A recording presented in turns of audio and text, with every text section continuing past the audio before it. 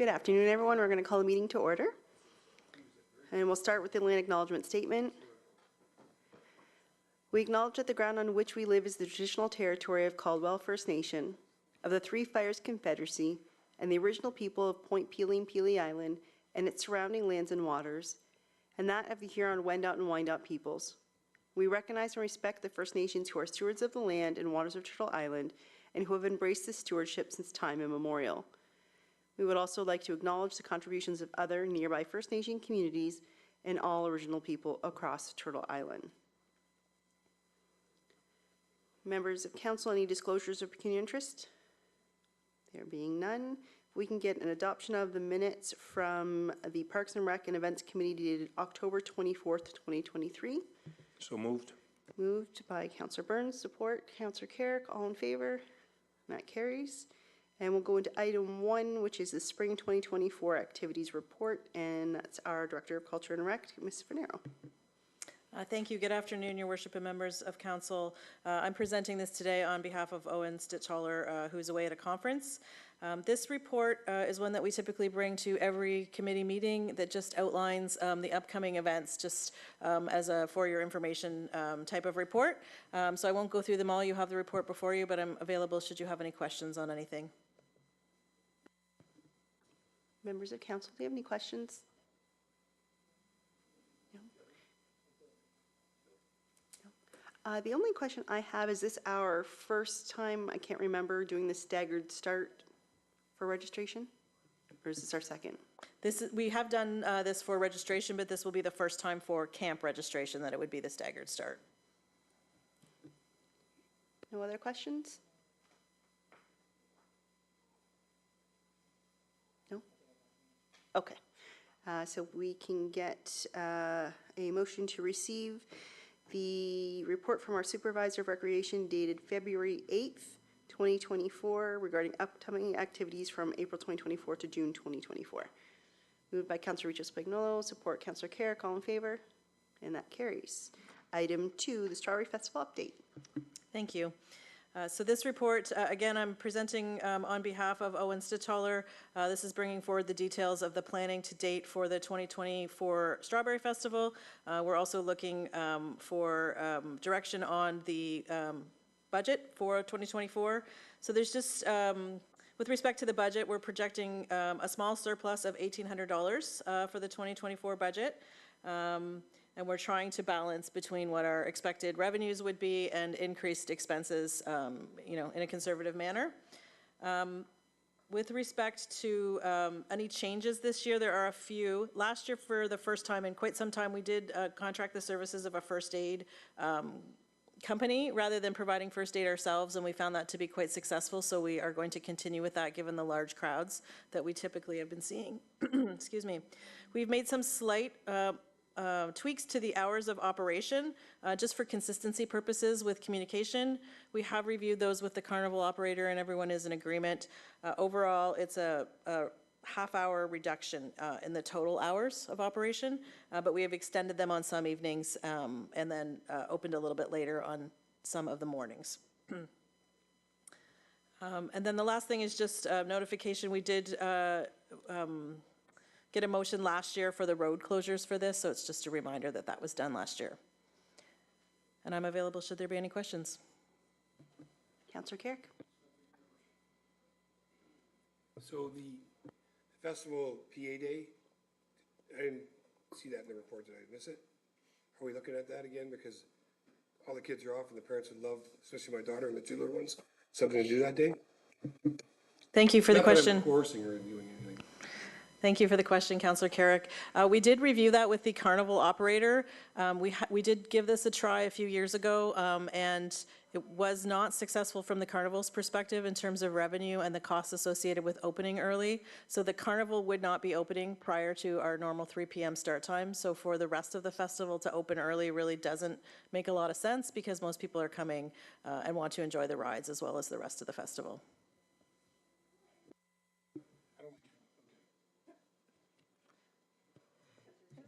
Thanks. Thank you through you. Just a quick question. So I know we asked this last year too. Just I'll piggyback on on Councillor Carrick's question. Is there any way to open even at 12? I know we're still doing the morning sensory sessions, correct? For like community living or other, we're still doing that. Is that on the Friday or the? Yes, so yes, community living would come between 2 and 3 on the Friday, Not in the morning. not in the morning, no. Okay, so there's no way to open, so if they're coming at 2. For some reason, I thought last year they were in the morning. That's not correct, no? Sunday morning, we do have sensory hour, but that's for the general public. Okay. And then the Friday afternoon is prior to us opening, that they come exclusively for that organization. I'm with Councillor Carrick. I would love to see it open a little bit earlier, just because that is a PA day. It's a great option for kids and youth and parents to be able to enjoy it a little bit more in the daytime. But I understand there's costs and the carnival, you know, associated with that. I just feel like it's kind of a missed opportunity there, but that's it. Thank you. I know this is a consistent question that council has asked last year and this year. I think when our contract comes up, and I don't know when it does come up with we have one more year with the contract, so you will ask again next year, and we'll probably give you the same answer next year. But when our contract does come up, we can start to stipulate the start time on Friday to open earlier, and so they'll build that into the contract from that perspective. We're tied into the contract and a bit at their disposal at this point, but certainly we'll look at that when the contract is up for renewal. Any other questions? Nope. There being none, we are looking for the report of Supervisor of Rec dated February 9th, 2024 regarding the updates for the 2024 LaSalle Strawberry Festival. Report be received and that the budget projecting of surplus of $1,800 for the 2024 LaSalle Strawberry Festival be approved. Which, by the way, is good. Just one question before we make a motion. Are we looking at the whole budget? For the Strawberry Festival? Yes. Yes, so it would, Oh, in this report? Okay. I have two comments, and I guess, I noticed it set up the park. oh, your microphone's off. The setup of the park is $30,000, and you've set up 24. I would like to know if it cost 30 last year, why it's going to be less this year?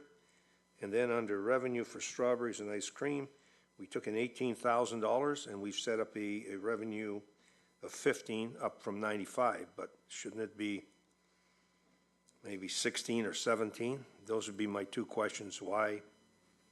You know, it really doesn't change the budget one way or the other much, but they'd be more realistic, I think, with what you've done with all the other figures. Thank you. Thank you for the question, Councillor Burns. With respect to the park setup and why the reduction, there were a number of one-time costs last year for equipment that I believe were charged to that account. There was new sinks that were required by the health unit to be purchased, as well as some accessible cable covers and other items such as that. So those expenses will not be incurred in 2024. And then I'm sorry, what was the other? The other one was the strawberry and ice creams at 18,000. You've set 15 up.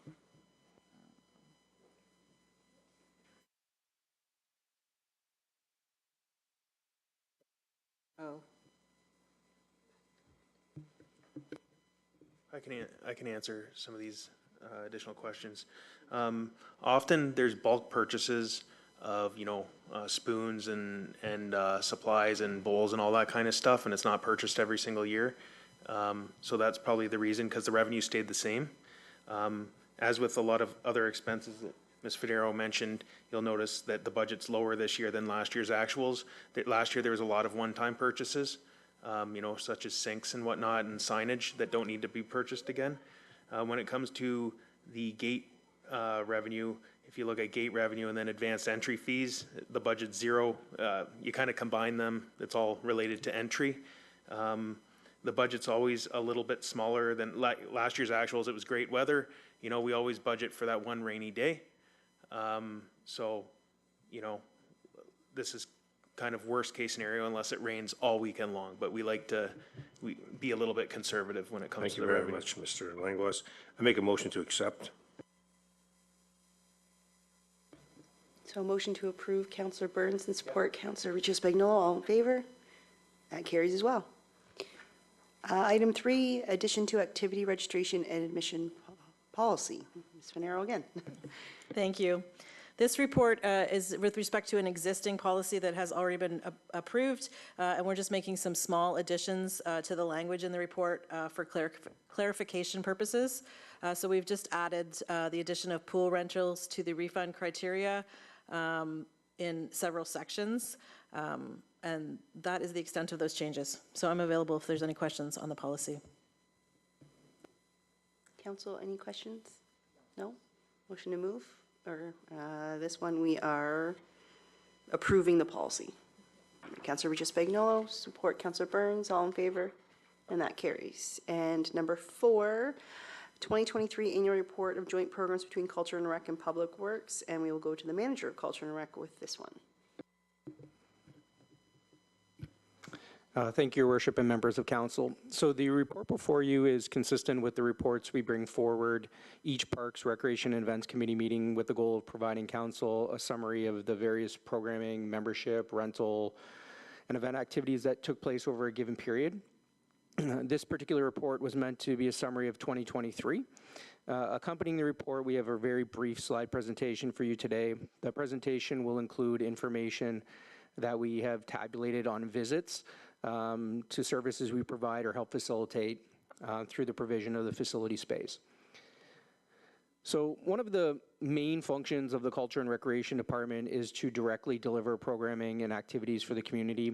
In 2023, we had 5,926 participants in aquatics, 1,786 in community recreation programming. We had over 5,000 camper days to March break and summer day camp, 20,000 drop-in visits to swim, skates, and fitness, over 2,000 people through pool rentals, 2,700 people through other free programming opportunities like our free swims at the outdoor pool and our Parks Power Hour program through Essex Power. So altogether, what you see on the slide is that total number of visits, which is 106,937. So when we say we have 5,926 participants in aquatics, for example, each participant is coming 10 weeks, so 10 times. So what we thought for this particular presentation and giving you a summary of 2023, we'd provide you some context because we often give you the registration numbers, but it's maybe not indicative of how many times people are coming actually to the facility. So, this means that the staff are providing direct programming and drop-in service to, on average, over 300 people a day for the things that we are directly delivering, not including our members, the rentals, events, or anything of that nature. And I think we achieved this because we have some great staff that work for us at the Vollmer who deliver great service. We certainly have great facilities thanks to our cooperation with the Public Works Department, and we have fantastic interdepartmental cooperation with all of the departments because we rely on almost every single department in order to deliver our service. And of course, all of that is directly a result of the investment made by Mayor and Council and Administration. So one of the things we want to point out here is many of you probably heard that there's a shortage of part-time lifeguarding staff throughout the province. And to a lesser extent, there is also shortages for some of the other part-time staff throughout the building. And due to staff shortages, many communities have actually reduced hours of operation or temporarily closed facilities. The province also recently changed the lifeguarding age from 16 years of age to 15 to help communities sort of in that predicament. In our case, fortunately, we've not experienced the shortages that other communities have experienced, and we haven't had to reduce any service whatsoever since reopening post-pandemic. I don't think we can be entirely sure exactly why we're maybe different than other communities, but we believe most likely these three things that are on the slide have some role in doing that. First, the investment that the town made in full-time staff. So a few years ago, the Culture and Recreation Department would have made a request to council to consolidate a bunch of part-time hours and create 2 full-time rec programmer positions. And doing that, we've been able to hire skilled, highly trained, qualified recreation professionals who do an excellent job. And along with our supervisor, Julie, Graham, and Stephanie have done a great job of organizing all the activities, training the staff really well, and I think creating a really good environment, not only to deliver the service, but for the staff to work in. So the part-time staff, I think, work in a really positive environment. Kind of second, or along those lines, one thing that we found interesting in preparing for the report is in our aquatic staff, 85% of them come from programs we deliver, like the leadership programs we deliver in aquatics. So we have this pipeline where we're training kids who probably live in the area. They're being successfully making their way through the lifeguarding program, and then we're able to hire and retain them. And, you know, I think that is one of the main reasons we've been able to sustain a strong workforce. Secondly, we provide a very competitive part-time wage, and that's certainly thanks to council and administration and human resources being supportive of offering a wage that's competitive, not only in Windsor-Essex County, but it's competitive really across the province when you look across all other providers. And certainly, you know, wages always contribute to people's interest in working. And then third, I would say that the commitment to quality facilities that the town has and the support that we receive, you know, through council is a big factor. Our Public Works Department does a fabulous job maintaining the facilities and providing us excellent facilities to provide service. And also, you know, continually doing the maintenance and keeping them available and open makes it a lot easier to develop consistent service. So our facilities are, you know, available whenever we need them. Kind of moving forward in 2024, just to give you an idea of where we're going, is we want to exceed or meet the levels that you see here for 2023, and we're going to drive the focus this year on really getting customer feedback, listening to those things, and continue to try to deliver the best service we possibly can. Next slide, please. So the next slide is just a summary of visit with regards to our members who visit the Vollmer. So these are people who would come for the fitness center or aqua fitness, lane swimming, water walking, the walking tracks, so on and so forth. In total, we had 93,915 visits to the Vollmer last year just from our fitness members. Similarly, you know, going through some of the reasons, obviously coming after the pandemic, we've had a lot of people coming back to the facility. We had a 65% growth in revenue from 2022 to 2023. We've also not only been able to attract new customers, we've retained all the existing customers, and I think that becomes a result of having fantastic staff. Mara on our team in the fitness center does a wonderful job, and all of our part-time instructors. Similar to the last slide they were talking about, I think, you know, we have great staff because we have set a good work environment for them, but also we have competitive wages, including for our fitness staff. And that's also thanks to the investment by the town and the mayor and council. The other thing I would mention here is that we've been able, I think, to retain and attract new customers because of our cooperation with Strategy Engagement. We start to put out a quarterly fitness newsletter, which has really generated a lot of good feedback from our members, and I think it keeps them in the loop, in the know, and makes them want to continue to be part of the facility. And then third, again, I listed here commitment to quality facilities. We work very well with Public Works in providing, I think, a very good fitness center and pool, and through the investments of council, we've been able to put in a capital replacement plan, and we are replacing equipment in the fitness center on a regular cycle, which will make sure that we always have good equipment for the public to use and make it a high-quality gym. Go ahead, Yes, sir. Councilor Carrick. I just want to make a couple comments.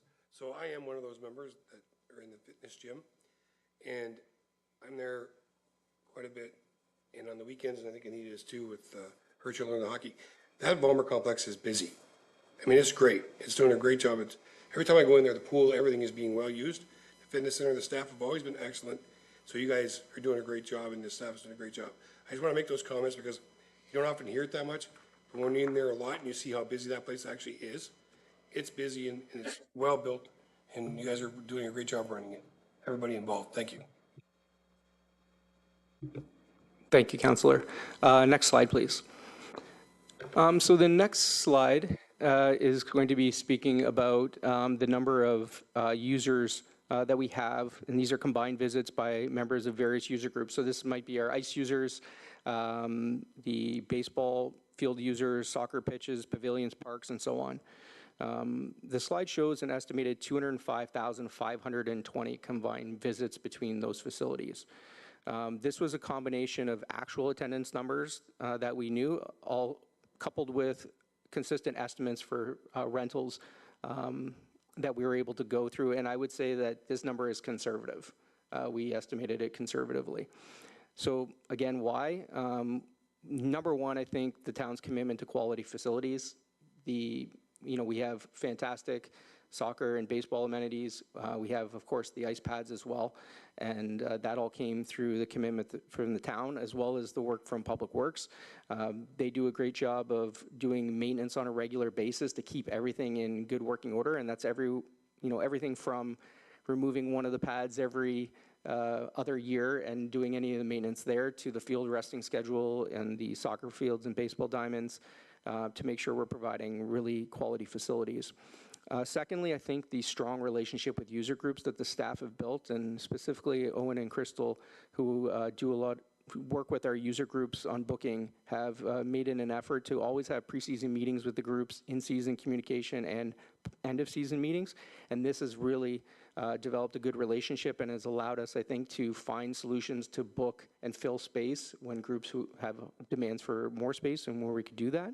And those standardized processes have allowed us, through the council-approved policies, have allowed us to, I think, streamline and make it really easy to go through the allocation process.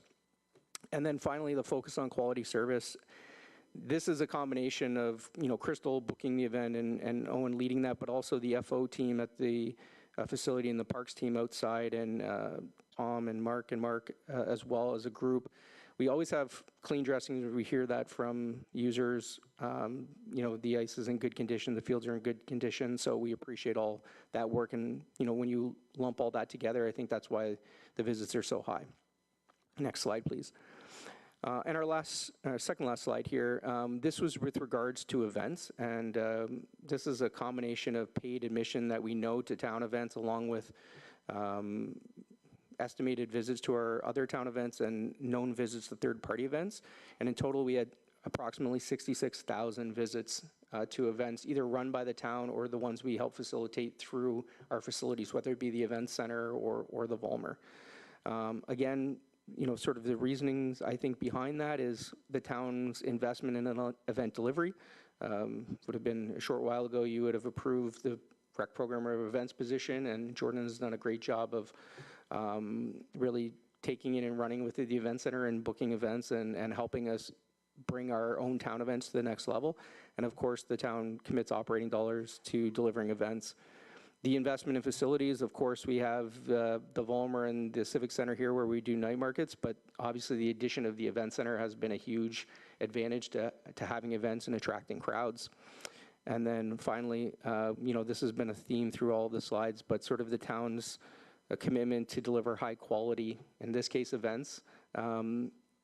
We have very high standards, I think, in the town of LaSalle, and we strive very hard to deliver good service. And I think when you have high standards, you deliver quality service, and quality service, word of mouth spreads and people attend the events, right? So, 66,000 visits for events. I think this is also probably a conservative estimate as well. Next slide. And then finally, our last slide, I totaled just those number of slides that we went through, and that is 472,372 estimated visits. So these are things, obviously, that we delivered specifically as Culture and Rec, but also through our user groups that use the facility. And as a reminder, when we're arriving at this number, we're using data we've collected from our registration software, our booking software, the event software, as well as some averaging that we've done through some reports. And if we just look at these numbers and consider that these numbers only include the known and estimated participants and don't include us factoring in visitors to the facility, like parents coming to watch hockey or grandparents or figure skating, or spectators to that game or a Vipers game, people going to the splash pad, playgrounds, dog parks, any of those type of amenities. I think it's obvious that as Councillor Carrick was pointing out, the facility is really well utilized, and the town's investment, is paying off in lots of visits. If we just assume that on average a visitor brings someone on a one-to-one relationship, certainly if there's a hockey game, they might bring mom and dad and a sibling and grandparents, and there's 5, but maybe I don't think Councillor Carrick's bringing a whole team of people with him when he's going to a workout in the fitness center. But if we just assume a one-to-one relationship, you're getting pretty close to 1 million visits to our property at the Vollmer, the event center, and that's pretty impressive for a community our size. So. So that's a summary of 2023, and I'm available if you have any questions. Thank you very much. Council, Councilor Regis Magnolia. Thank you, through you. It's not a question, it's more of a comment. I had a message that they had asked me to relate to the departments. I was at Hockey for Hospice back in December, and I'm at the Volmer pretty much weekly.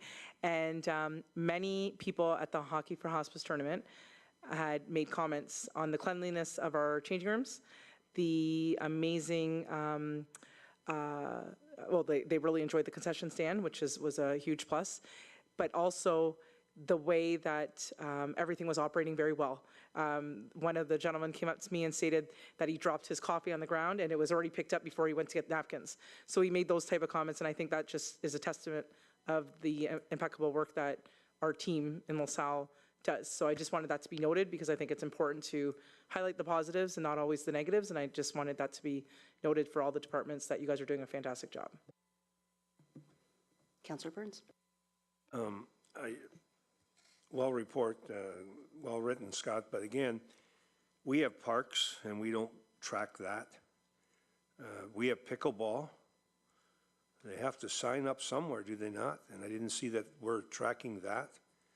And I don't know, in the summertime, doesn't have to be a positive thing, but I know in my neighborhood, we have an Easter egg hunt, and there must be 100 people there from just the Gulfview area that come and that are at the park at that time. But if we could somehow track some of that and then multiply it as a percentage, it wouldn't really matter. But I also see the tennis courts are being used at every location, whether it's the one off in Heritage, or whether it's off 6th Concession, or at my neighborhood, or other locations where they're at. And again, soccer fields, when they're open, there's people playing on that. So I would agree with you, it's 1 million people, but if there was some way we could get a better handle on it, doesn't have to be 100% accurate, but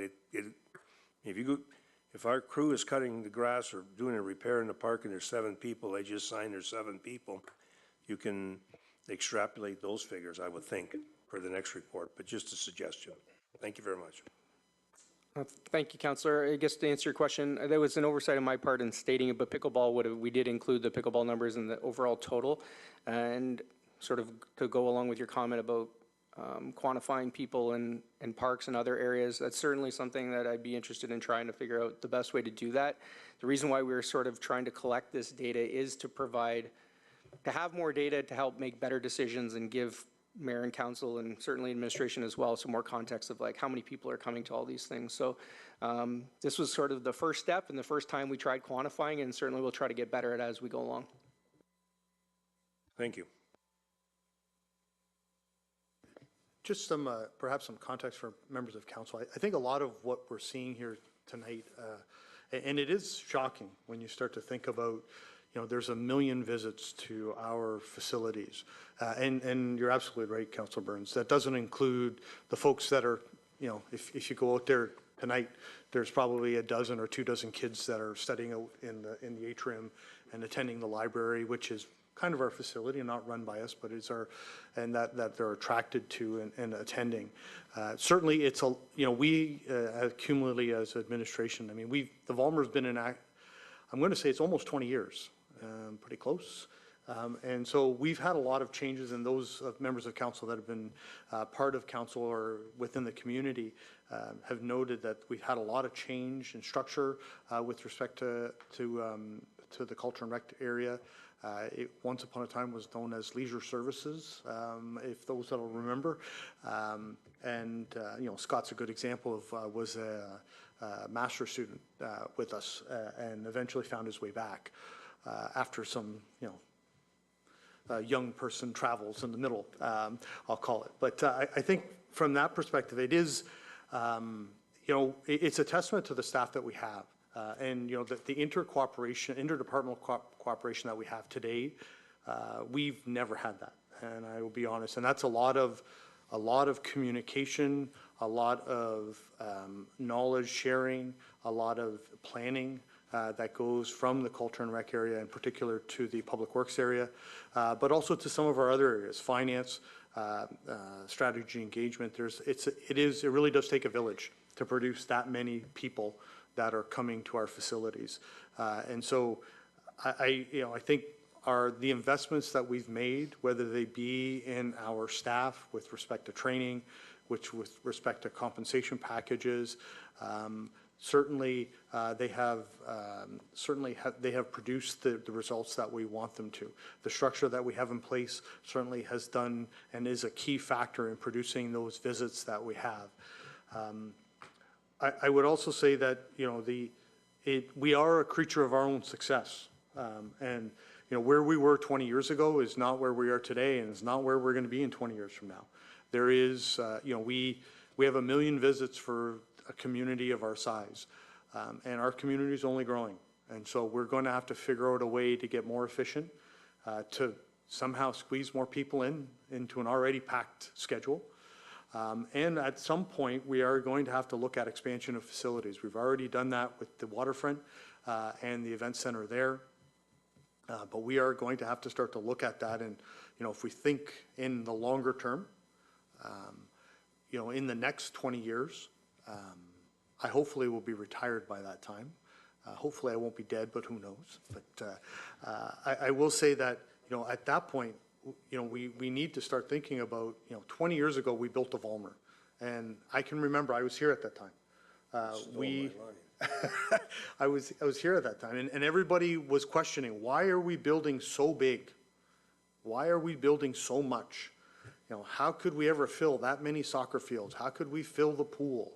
How could we do all of those things? And yet we have. And so I think it's going to be a challenge of this council and future councils as we start to look down the line to say, okay, we've got 1 million today. When we get, what is it going to take for us to get to 2 million visits? And what does that mean? And I think from that perspective, and I know that there are a few members of council that are on council right now that were here when we had the fire station filled with people that were not exactly happy about what the investments what we were making. And they became our biggest advocates, interestingly enough, as time went on. And no one remembers the financial book that I produced. I just want to squeeze that in there on that. Mr. Joe, I do. $125 That's for right. 25 years. That's right. Per household. But you forgot to include that as we built a new house and a new subdivision, that amount went down. And I'll bet you today, for the debt on the Vollmer, it's probably $10 to $15 per household. You're absolutely right.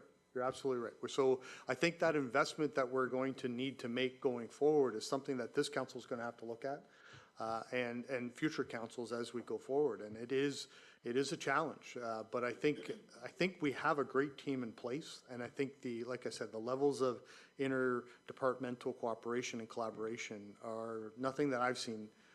Quite frankly. And so I think it's a testament, as much as there's a lot of humbleness in terms of the report that's been given, and a lot of folks that say, we're just doing our job, but I think they're taking it to a new level. And not only the folks obviously on the management team, but even our full-time staff, our part-time staff, they are producing because, again, we're not, people, the thought of a part-time person is always about a young person delivering a service.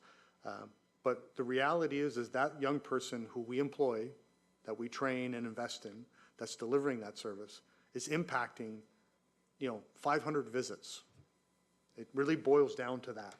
And so if we have to make sure that that young person has the skills and the training and some of the supervision to ensure that those 500 visits are positive experiences. Are they all going to be positive? No, that's just not how it works. But we're going to try to make them as many as we can, as the largest degree possible, those positive visits. So I think it's, like I said, it is a testament, and again, the team here is much too humble, quite frankly, but it's nice to see, and I think they've done an excellent job. Both the folks on my right, which are the Culture and Rec, the Strategy and Engagement, and the Finance folks, but also on my left, the folks in the Public Works area that also are a bit of the behind-the-scenes unsung heroes in terms of keeping the facility clean and making sure that the grass gets gets cut and all those things. So we're happy to host 1 million people. We're eager to host another 1 million. Can I just add?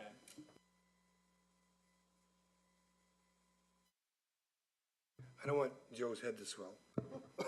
But we started building that complex into the budget before it was even drawings or concepts. So we started that a few years prior to, and Joe managed us. So I just wanted to throw that in there. And I'm not, like I said, not too big, but it's all good. Sorry, Your Worship, for letting me speak. Thank you. No worries, I let Joe speak and now he said everything, so I have got nothing left.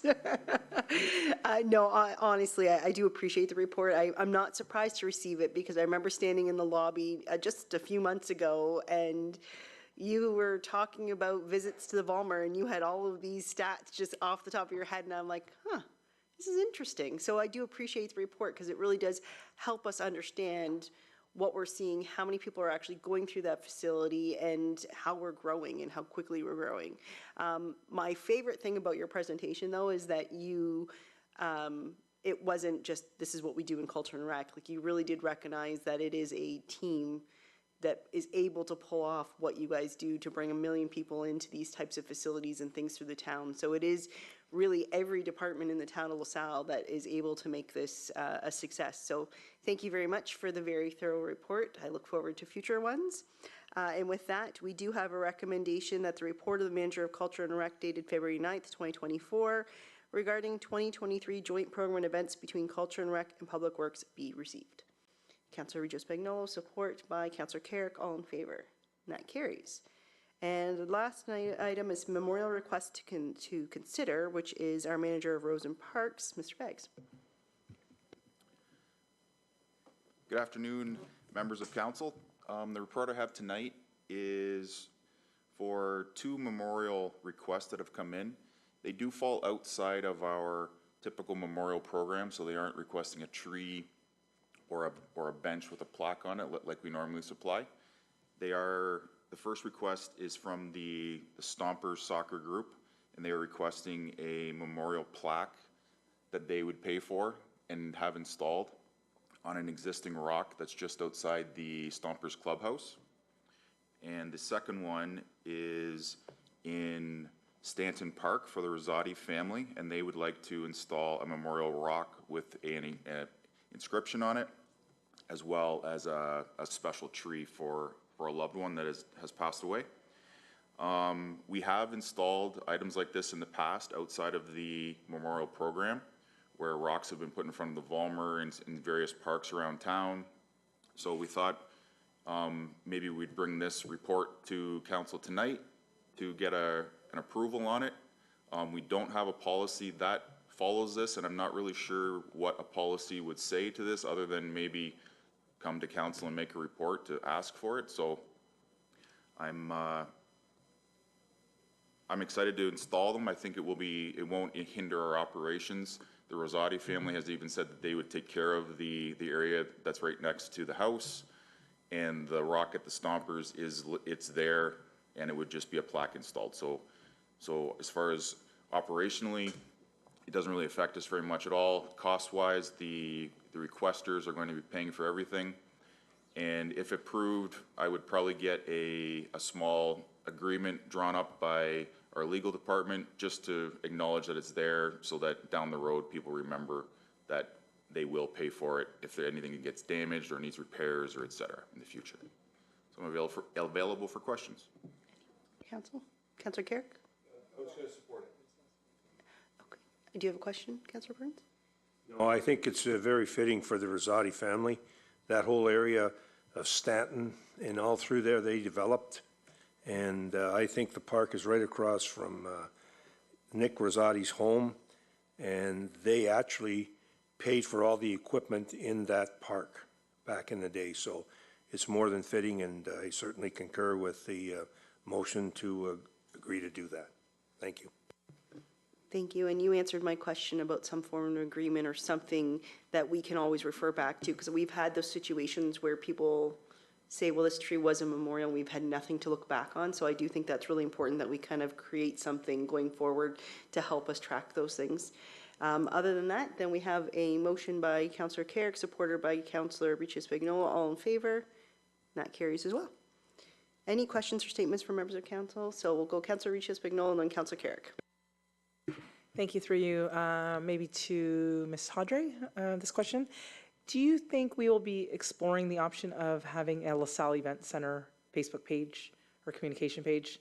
I know you guys do a great job with the Volmer page or the rec page and the Town of LaSalle page. I just think maybe now, because our events are growing and so many different night markets and third-party events that we can sell tickets to, maybe it'd be an option to start reviewing that.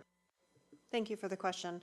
It's not something that we're looking at this time. We're really focusing on the town page to be able to share that information, and just resource-wise, to be able to manage another Facebook page would be difficult at this time. So perhaps it's something we can look at in the future, but it's not something we're considering at this time.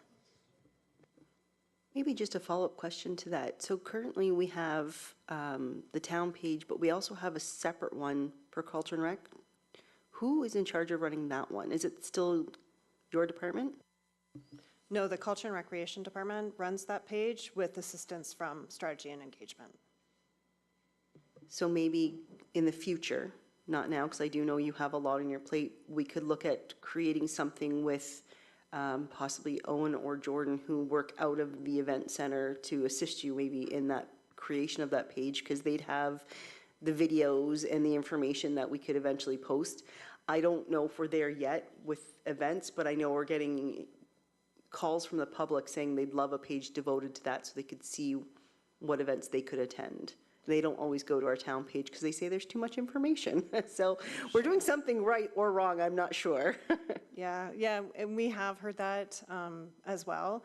But the problem with that is, it's hard for us to maintain all those pages because people comment on those pages all the time. So it's a lot of work to pay attention to all of them and to be able to comment and share different information across all the different pages. Where if we can really focus on like the town page and the Culture and Rec page and make sure that those have all the information on it.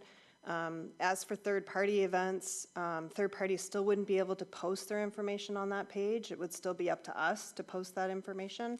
And we do encourage third-party events to tag us in their posts because we'd be happy to share their posts on the Facebook page.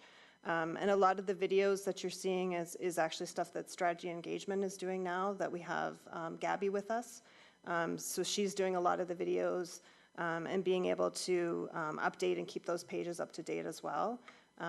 But I mean, we can look at other options in the future once we get, moving forward and seeing how we can grow the platforms as well.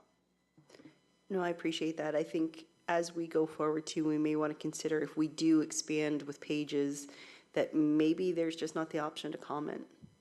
Maybe it's just information purposes and we don't allow that back and forth to take some of that additional work off of your plate and hopefully drive them towards our main page or to our question and concern on the town page. So we'll have to see going forward, maybe some options for it.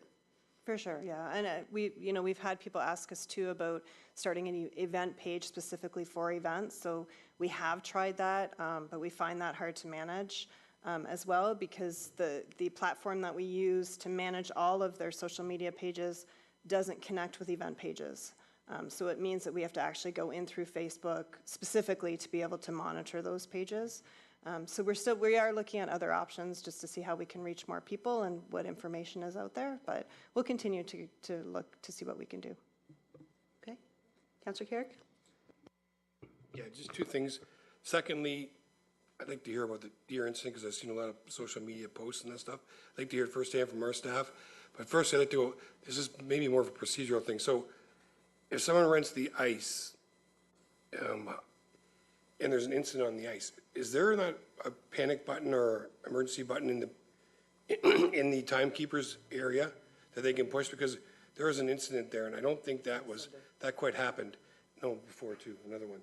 So I just want to, I'm sorry, what? Okay, so I just want to make sure that when they sign the agreement to lease, is that brought forward to them? Is it something that they neglected to look at? Because there was one incident that happened, and they did not push that button. The staff had to come from the pool and everywhere else after they went and got them. So I just want to know what the procedure is. Thank you for the question, Councilor. Yes, there are those emergency alarm buttons throughout the facility. Owen is not here today, but my understanding is that we do meet with user groups in preseason and review those things, but certainly I can bring that feedback back and make sure that we're making every effort possible to make people aware where emergency equipment is. The alarms are a good tool, certainly, because when they're pressed, the staff are all trained to go wherever the alarm is directing them to attend to assist, whether that be the arena or whether it's the pool or the fitness center. So this wasn't a user group, it was like a one-time rental. So it would be the same thing. So I just want to make sure that they're aware that this is what needs to happen. I can follow up and confirm that that's happening. Yeah.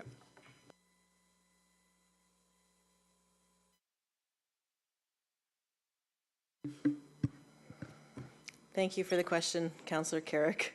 Yes, we had a visitor. Scott, can you add one more person to the visit, please?